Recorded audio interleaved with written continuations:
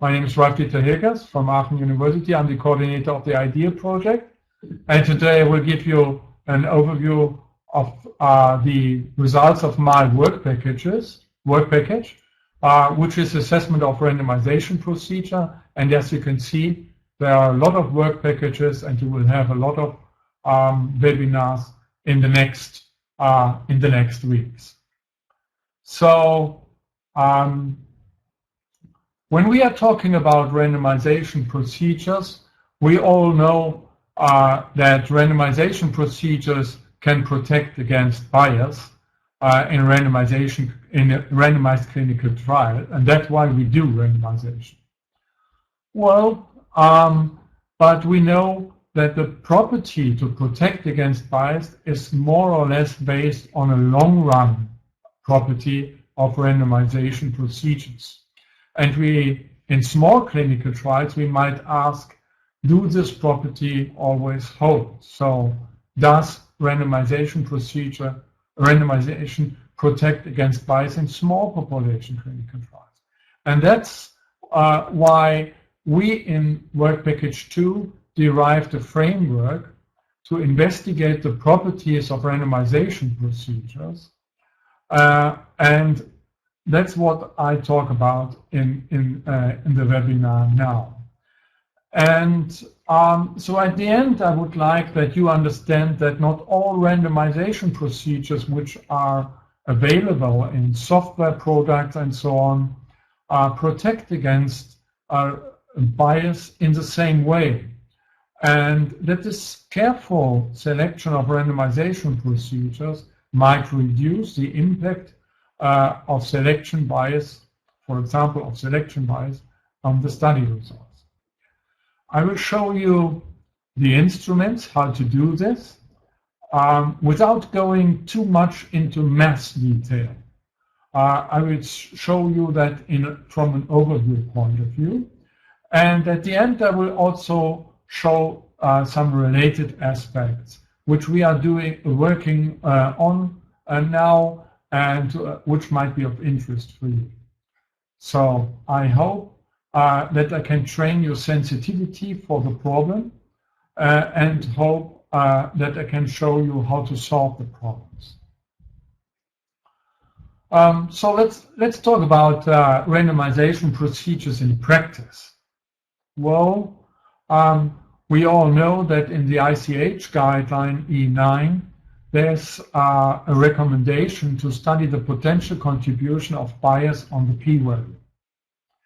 But interestingly, neither the ICH guideline nor the concept statement refer to a sound scientific discussion or decision about which randomization procedure should be selected in a particular clinical trial.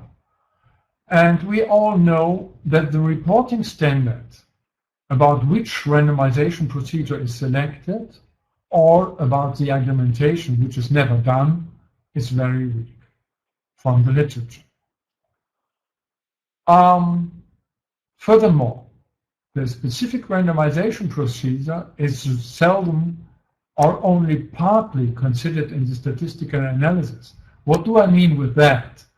Well, I think if you have a report about a clinical trial in the literature, you found, okay, we do a stratified randomization and we made a stratified statistical analysis at the end, but that's all, nothing more. Nobody cares about the block size, for example, if permuted block randomization is done. It seems to be that the selection of a randomization procedure is left to the scientist's opinion, and maybe we can say to the availability of the software in use.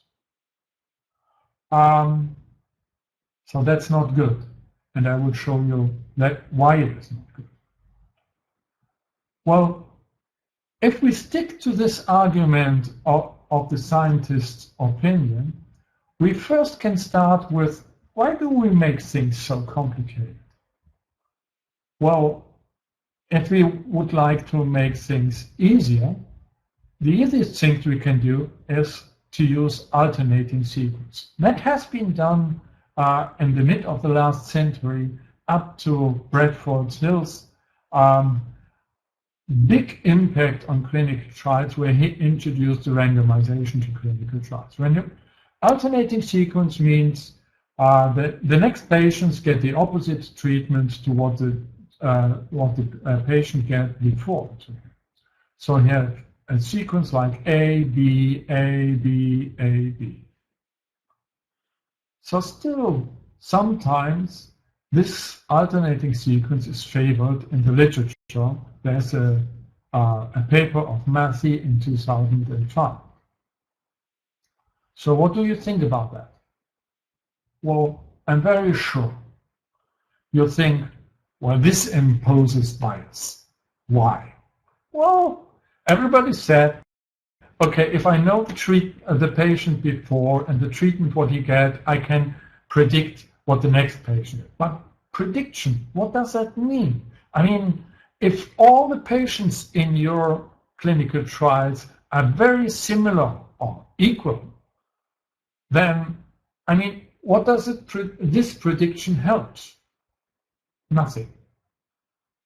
Well, that the patients are equal in every clinical in the clinical trial you do is hard to prove,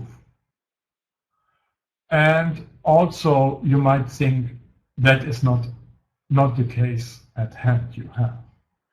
So, well, then we have to talk about the prediction and the influence of the prediction, and that is meant by what is called selection bias.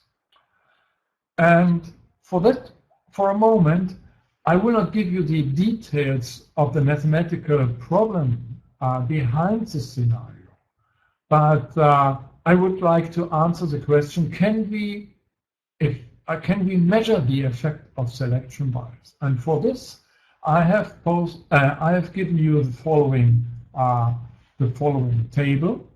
You see the total sample size: 12, 24, 48, 96, 190, 92.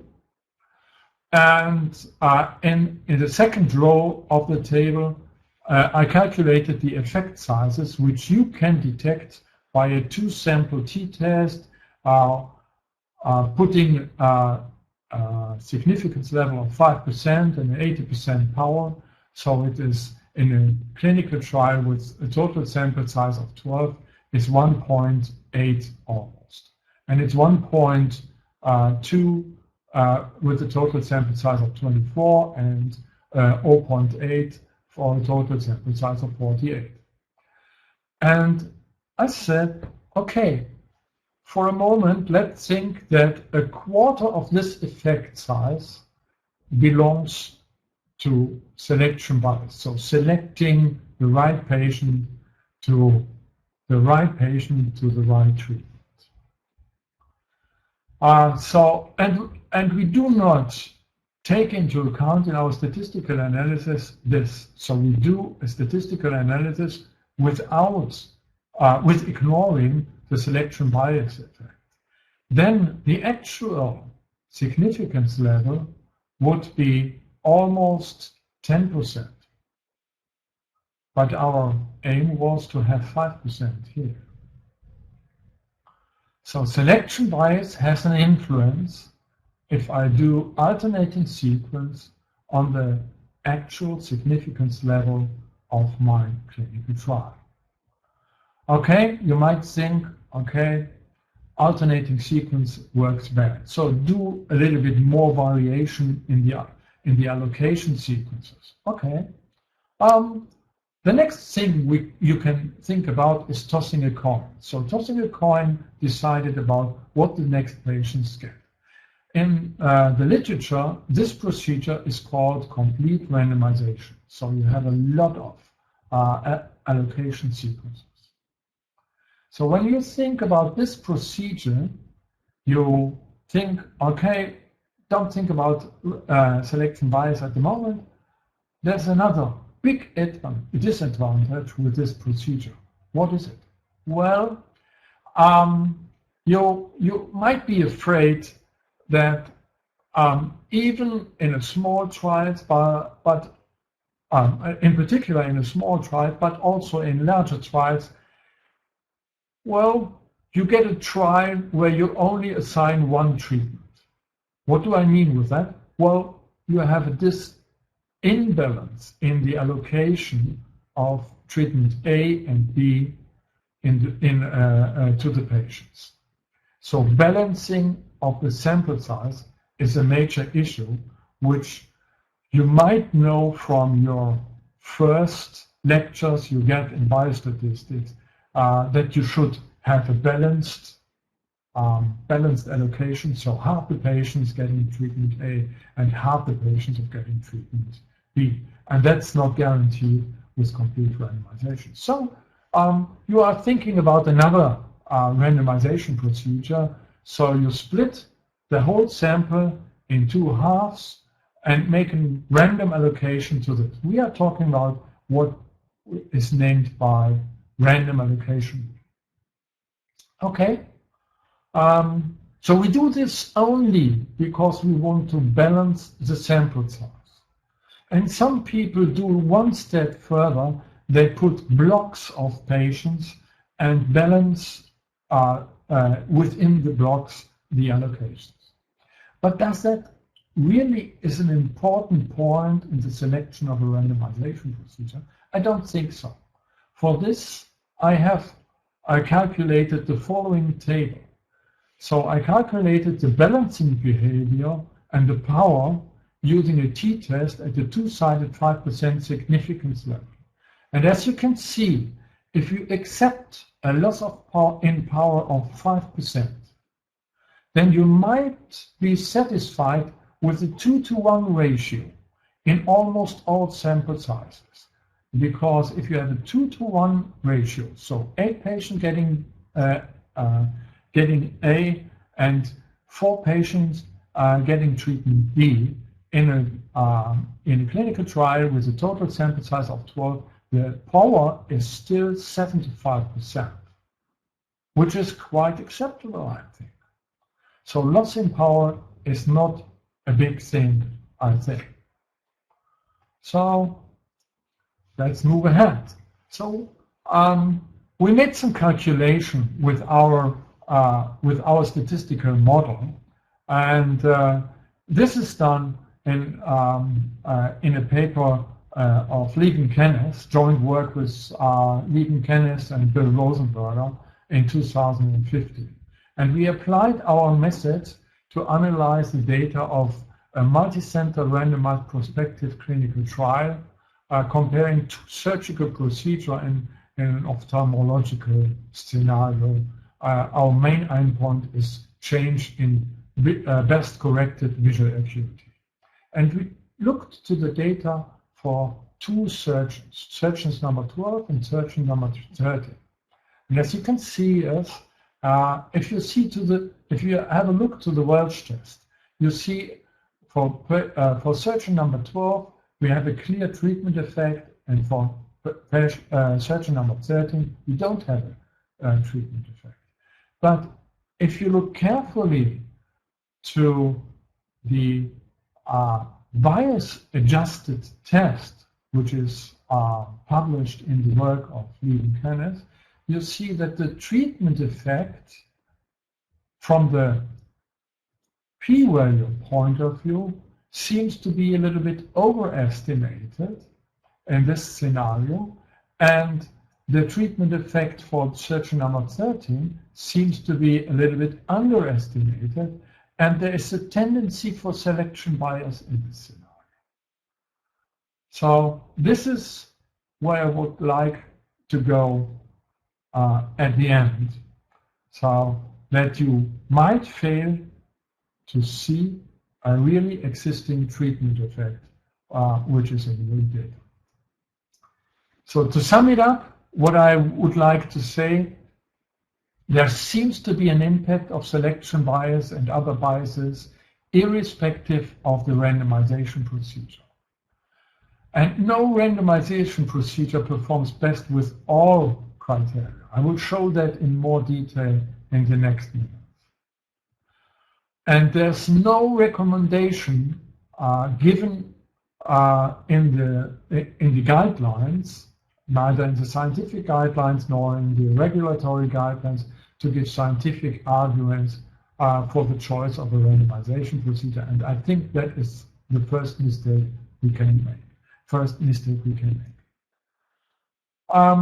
So that was the background of our work package, randomization, within the ideal project. So we had three major aims. First, the assessment of the randomization procedure with respect to the impact of bias on the test results of the clinical trials. Then we would like to develop or make a recommendation of an adequate randomization procedure for small population groups. And this was a little bit over-enthusiastic statement. There is not only one randomization procedure which you should make, which you should use for small population groups. You should evaluate the clinical scenario and then find the best practice randomization procedure. And at the end, also we would like to develop a randomization-based test for the small population group type, but I don't talk about this point within this lecture. I will only talk about the two topics before. In 2011, Bender developed a so-called clinical scenario evaluation, which is more or less a structured report about how to design your clinical trials. And I adapted this to the selection of a randomization procedure.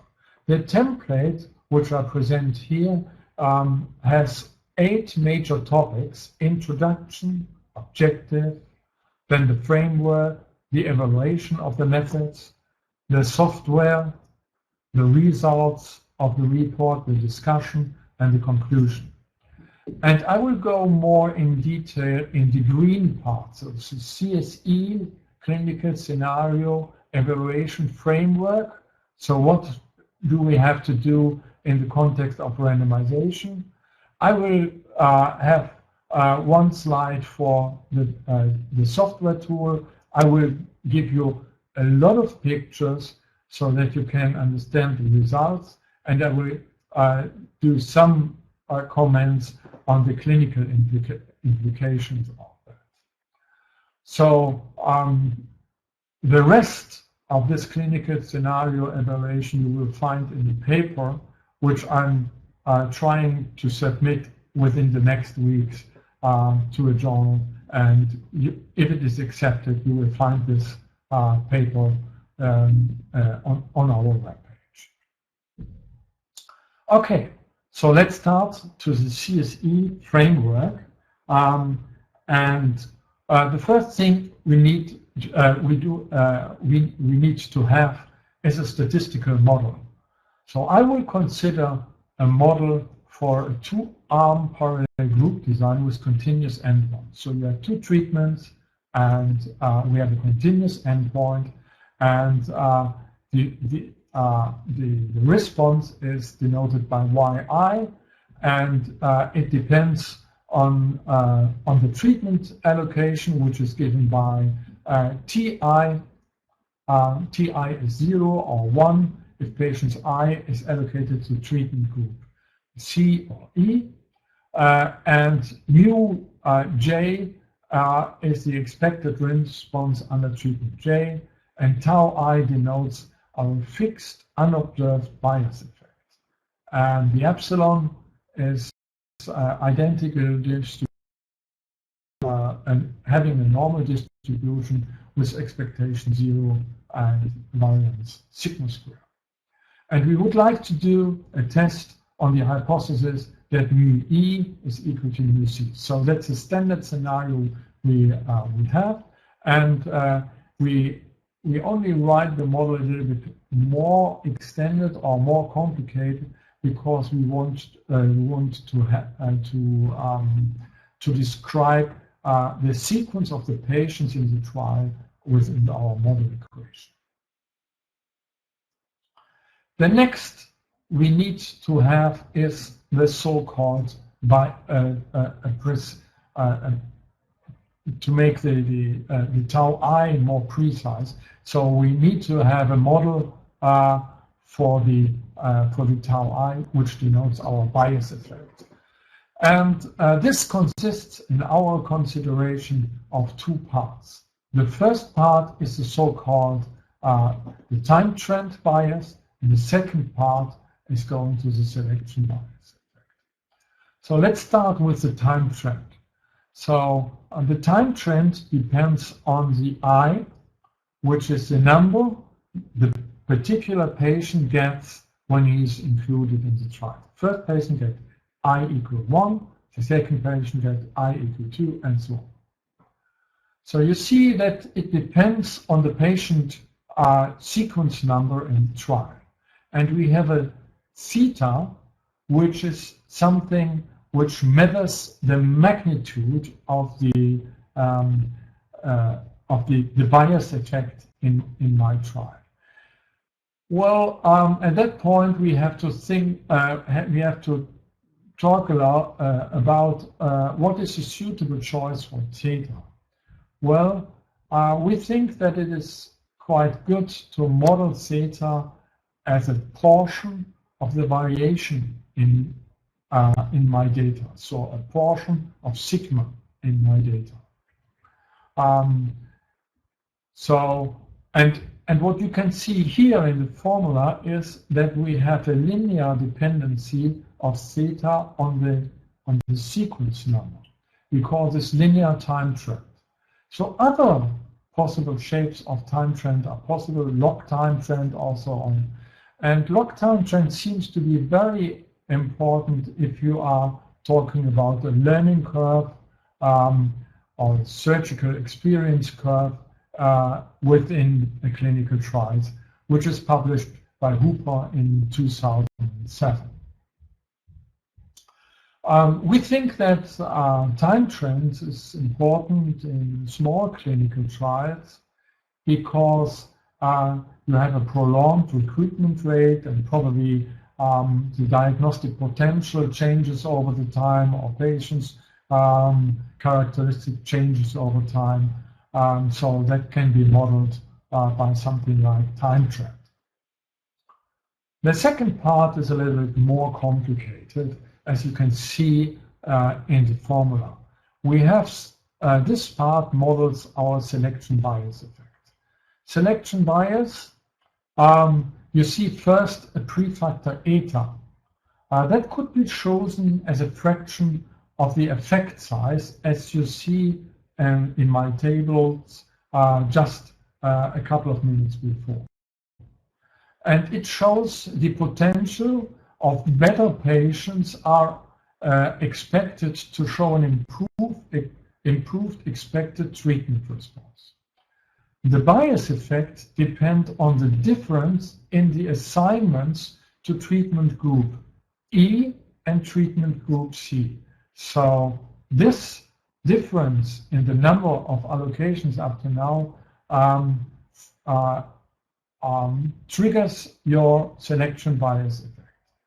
And it is based on the idea which is introduced in a 1957 paper by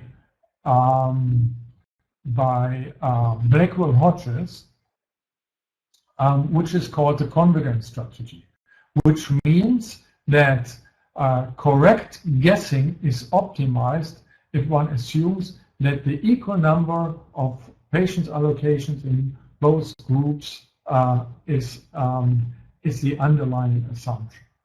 The selection effects comes into play if, due to observation or knowledge or guessing of the past assignments and vague inclusion criteria, the next patient could be selected according to the preferred treatment group.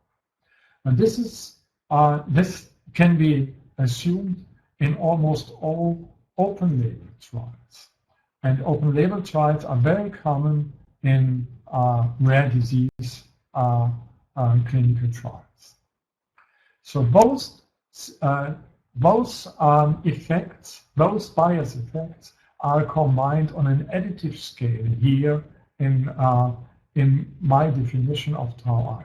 But you also can do a multiplicative model as well, and you also can weight the time trend and the selection, the amount of time trend and the amount of selection bias, easily doing by choosing appropriate choices of theta and beta. So now we have a concrete formulation of the tau I, and I have my selection bias effect. And well, I have to say that I will restrict myself a little bit because there are a huge number of randomization procedures available, and in the rest of my presentation I only will compare two randomization procedures. One, which you might familiar with, this is the random allocation rule. So half the patients getting treatment B, half the patients getting treatment A, and you make random choices of all possible permutation sequences you have. Okay. The next is big stick design. Big stick design is a little bit a forgotten randomization procedure. It's published by Hu and Suarez, I think it was 1975. And they do something very, very interesting thing. They considered the randomization procedure complete randomization, like tossing the coin, and they restrict the number of allocations so that at the whole scenario you don't allow you allow only a certain number of imbalances in the allocation, and that mirrors in some sense the point of patient imbalance, which we had discussed a little bit earlier. Okay, now I need an outcome parameter like what you have in a clinical trial. I need to have an outcome parameter to assess my randomization procedure. We call it in the clinical scenario evaluation, we have a metric, and obviously, according to the ICH guideline E9, the interpretation of statistical measure of uncertainty of the treatment effect and treatment comparison should involve considerations of the potential contribution of bias to the p-value. You can also do some simulation for the confidence interval or the inference you have. So I took the p-value as a possible metric for my scenario, and it is in particular it's more the empirical type 1 error elevation. And I studied the elevation of the empirical type 1 error rate via a simulation study. So I take a randomization procedure, I take a concrete allocation sequence of this randomization procedure. I put this at the background of my t-test. I know the data is biased by my selection bias and by the time trend bias, and then I do the calculation. We have the formula how this p-value can calculate it algebraically. The only thing is if you have, for example, 50 patients, the number of allocations is so big that you have to do a simulation. You have to pick some of the allocation sequences. Okay. We need a software to do that. Well, that's the next part we developed in our work packages. And thanks to Diane and to David, they do a lot of work in this direction. We published on the CRAN website the Randomizer software. In Randomizer, there are a huge number of randomization procedures like CR, complete randomization, RRR, is random allocation with permuted block randomization, random permuted block randomization, Helena procedure, maximum procedure from Berger, big stick design, and so on. And we can generate the randomization sequences for a concrete study you have, so you can use this for doing your clinical trial. And we implemented also the assessment criteria like selection bias, chronological bias. Yes, randomizer is American English. And assessment and comparison of randomization procedure is possible with this criteria. And I will show you the results for selection bias and chronological bias, which in my notation is time trend bias. In progress is other works which I would refer at the end of my talk. Okay, so let's start with a simple comparison study. Let's think about a study where 48 patients getting treatment E and 48 patients getting the control treatment, and we don't have any selection bias.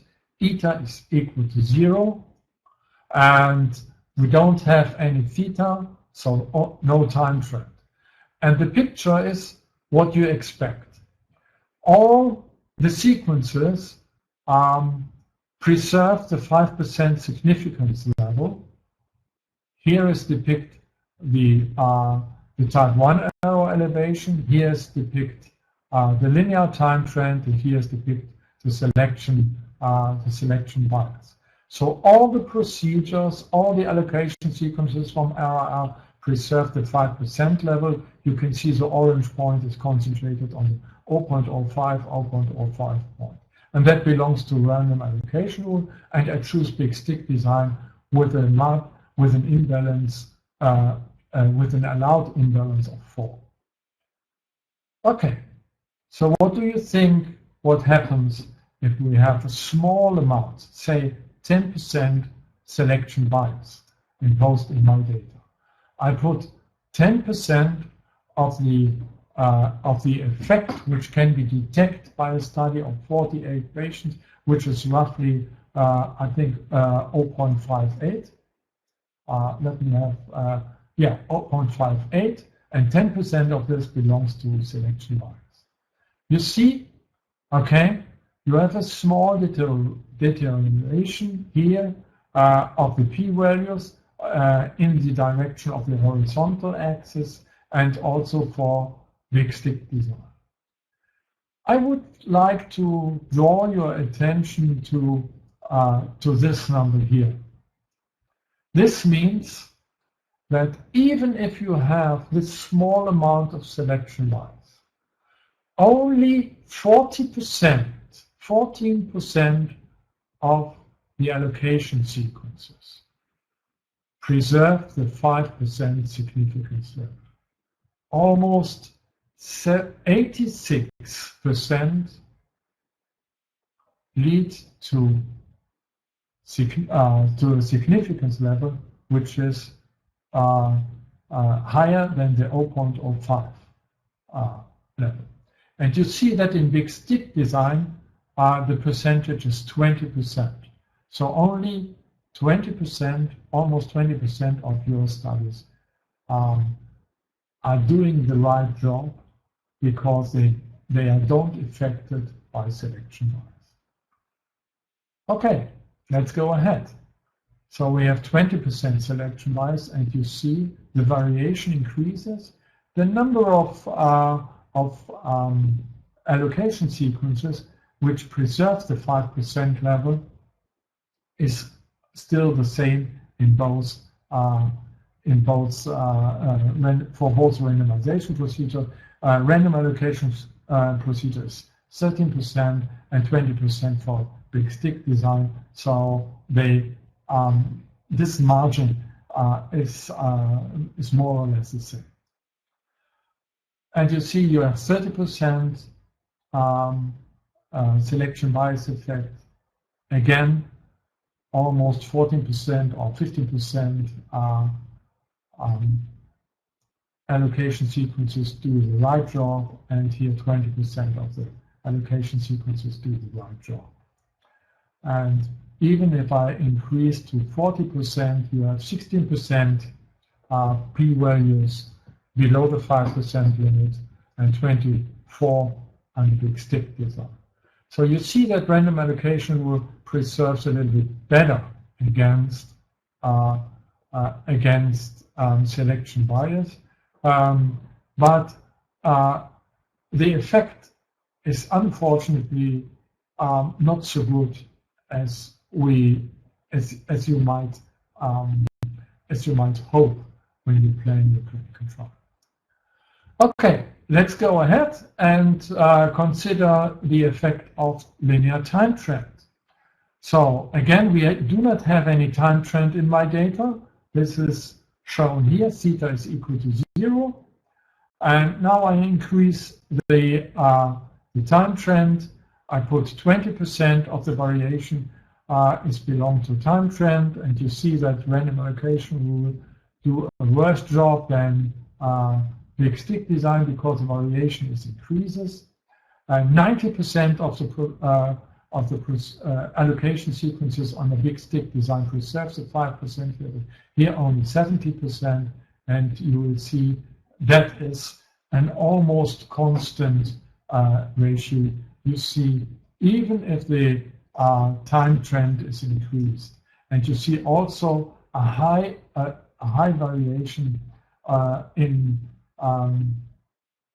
the deterioration of the p-values under random allocation rule compared to big stick design. Okay, so now do it jointly. Think about, we have a clinical trial where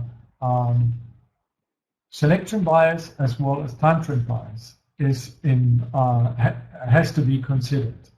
And I put 10% selection bias, 20% time trend bias, 20% selection bias, 40% time trend bias, 30% selection bias, 60% time trend, 40% selection bias, and 80% time trend. And you see a huge variation in the data expressed by the marked increase of the areas of the orange points you have. And this is the worst scenario I put in my slides. It's 50% selection bias and 100% time trend. So what particular values of selection bias and theta should I have to put in my clinical trials? Well, that is out of the scope of our research project, because that would make a very sophisticated analysis of all clinical trials necessary we have done, and we don't have access to this point. My recommendation is, if you are planning a clinical trial, do a simulation scenario like that, and assume at least a small amount of selection bias and a small amount of time trend bias. You don't have a clinical trial where you don't have any selection bias and time trend bias take into account, and compare much more randomization procedure than I did in my small simulation study I did just a couple of minutes before. I fixed the combined to certain amounts, 10% selection bias, 20% time trend bias. So other choices are possible, and that depends on your clinical scenario you have in mind. What is interesting and frustrating in some sense is that the effect of selection bias and time trend leads to a conservative and anti-conservative test decision, which is not so good in any case. Because even if you think, for example, if you think about a small clinical trials, a conservative test decision is not the thing you would like to have, because then the treatment could not get given to your patient because it fails the aim of your trial. So that means overlooking ineffective treatment. Okay, let me come to a conclusion of what I presented today. I presented a framework for the scientific evaluation of a randomization procedure in the presence of bias. And this framework can be used in a form of a report, and this report should, from my point of view, include it in the clinical trial documents. And we do this nowadays for every clinical trial. We applied for a grant, and we conducted and consulted from our department also. We understand that the treatment effect could be hidden by the bias, which may be a result of the randomization sequences. And we delivered a software to assess, to make the assessment in advance, and it's an R package, so it's free of charge, and you can do the randomization evaluation for your own. So what is about other metrics? For example, if I would like to combine average number of best guesses or this p-value proportion, which I did. Well, David Schindler published in his PhD thesis, and he is working on a publication on that, the uniform assessment criteria, where you can put different assessment criteria together, like balancing behavior and average number of best guesses and so on. So, but this is a more general approach, and I would not like to do the search within the webinar in this direction. What is about multi-arm clinical trials? We only consider 2-arm clinical trials. Well, we have a student, Anke Tasche, and nowadays Diane Ushner is doing some theoretical research in that area. She extended the work for the parallel group design to multi-arm clinical trials, and we can now derive the test statistic and do the calculation in the same way like what we do for the 2-arm parallel group design.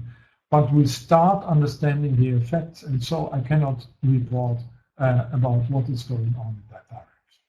So what is about time to event endpoints? Very important point if you think about rare diseases. Well, we have my co-worker Marcia Rüttball published some work about transferring the selection biasing policy for time to event data. That is very complicated, not so easy to do, because we have to deal with hazard ratios and so on. And we start understanding the effect, and she already has submitted her first results in a paper to Statistical Medicine, and the paper is under review. What are open problems? Well, we have big problems with randomization tests, because we think about a long time about how to choose the correct randomization test if missing values are present in your data. And this is the major researcher who's doing the work there is Nicole Heusen. She's doing a lot of work and has some collaboration with Bill Rosenberger together to solve this problem. But we thought we are at the end and find some results, but then we think we have to start again, because we have to develop something which is similar to missing completely at random, missing at random, and this scenario have to be included there. but we start understanding this also. And at the end, we would like to have some bias-corrected test. For the two-arm clinical trial, we did that. We published that in a joint work of Lieven-Kennis and Bill Rosenberger in 2015 in a biometrics paper, and you can have access via our website, and we can apply this. And for all the other scenarios, we have to derive similar tests.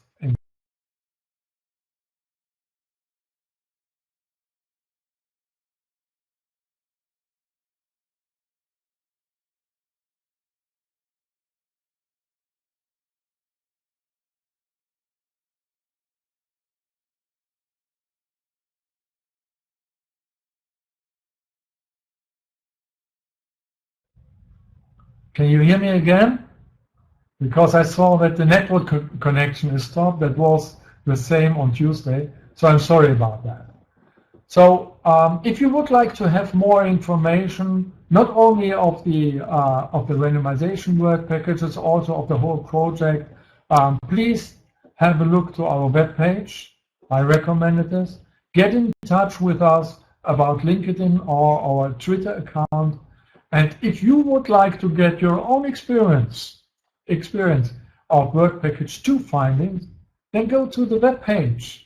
Download from CRAN our randomizer software and watch Diane's YouTube video how to use randomizer, and then do your own investigation in that. You're very welcome to do that. Okay, I start my webcam again, so you can see me again. So I would like that you would like to use the randomizer software and tell us our experiences and use it for your own investigation. And last but not least, I would show you a picture of my whole group. Some of them like Lieven-Kennis and Miriam Tam are not anymore at the department. Lieven is now professor in Rostock, in Stralsund, and Miriam is working at Bayer Pharmaceutical. But almost all of my co-workers are on the picture. And yeah, we had a sunny day when we made the picture. And here are some references. And with this, I would like to thank you for attending the webinar. The webinar and the transparencies will be available on the web page in the next days. We have some trouble with the administrator, but when we get the files, you can download it in the next days. So if you have any questions, do not hesitate to put your question in the chat, and I will try to answer this in the next minute. But up to this point, I would like to thank you for attending the webinar.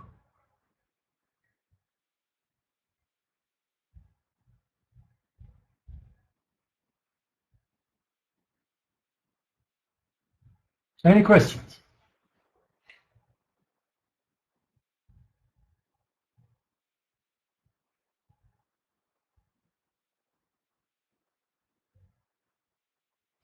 The link to the online tutorials is not valid. Yeah, I think we are working on that. Let's wait what Diane is writing, because that's in. She's working on that.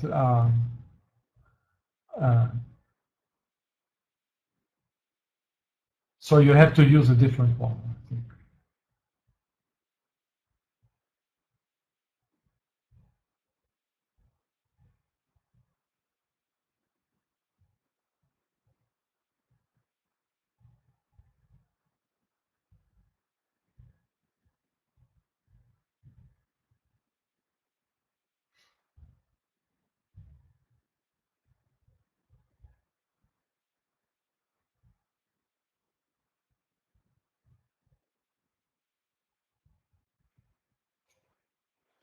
So Diane did a YouTube video how to use a randomizer and to install the R package on the computer and so on. So that might be helpful. But if you have any problems, I think you can mail her and ask her for assistance. We are happy to help you in that direction.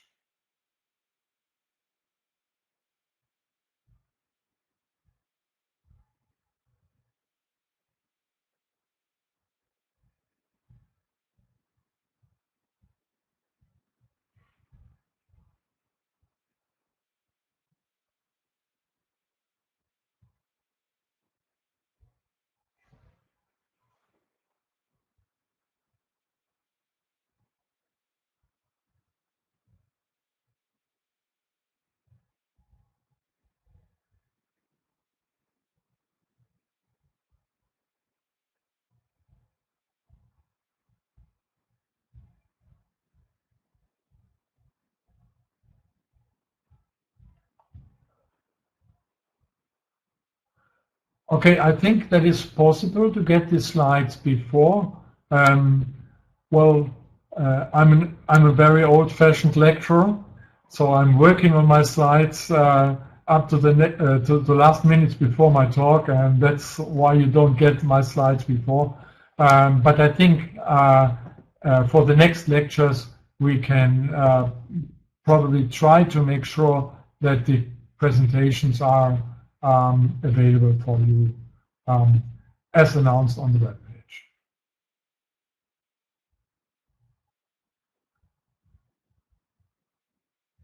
It's a pleasure for me to assist you in Washington as well. So greetings from Germany. Nicole and me were there in April this year when we visited Bill Rosenberger in Fairfax. So we know a little bit the area there. So.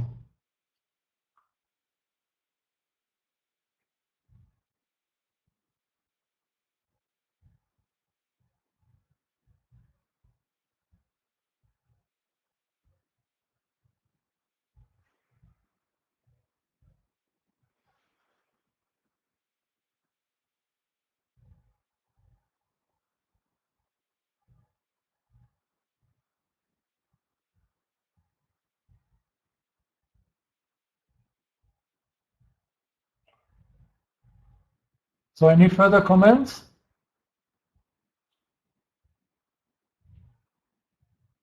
For some of you, it might be very early in the morning for the Japanese group, and for some of you, it might be late in the evening.